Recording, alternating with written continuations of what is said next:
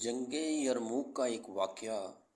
حضرت ابو جہم بن حذیفہ رضی اللہ عنہ کہتے ہیں کہ میں یرموک کی لڑائی میں اپنے چچا زاد بھائی کی تلاش میں نکلا کہ وہ لڑائی میں شریک تھے، اور ایک مشکیزہ پانی کا میں نے اپنے ساتھ لیا کہ ممکن ہے وہ پیاسے ہوں تو پانی پلاؤں۔ اتفاق سے وہ ایک جگہ اس حالت میں پڑے ہوئے تھے کہ دم توڑ رہے تھے اور جان کنی شروع تھی۔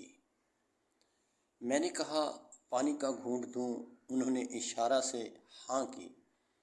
اتنے میں دوسرے صاحب نے، جو قریب ہی پڑے تھے اور مرنے کے قریب تھے، آہ کی۔ میرے چچا زاد بھائی نے آواز سنی تو مجھے ان کے پاس جانے کا اشارہ کیا۔ میں ان کے پاس پانی لے کر گیا۔ وہ ہشام بن ابی العاص تھے۔ ان کے پاس پہنچا ہی تھا کہ ان کے قریب اسی حالت میں ایک تیسرے صاحب دم توڑ رہے تھے۔ انہوں نے آہ کی۔ ہشام نے مجھے ان کے پاس جانے کا اشارہ کیا۔ میں ان کے پاس پانی لے کر پہنچا تو ان کا دم نکل چکا تھا۔ میں ہشام کے پاس آیا تو وہ بھی جاں بحق ہو چکے تھے۔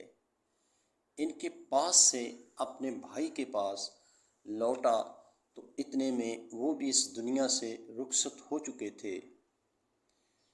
یہ تھا صحابہ اکرام کا جذبہ ایمانی۔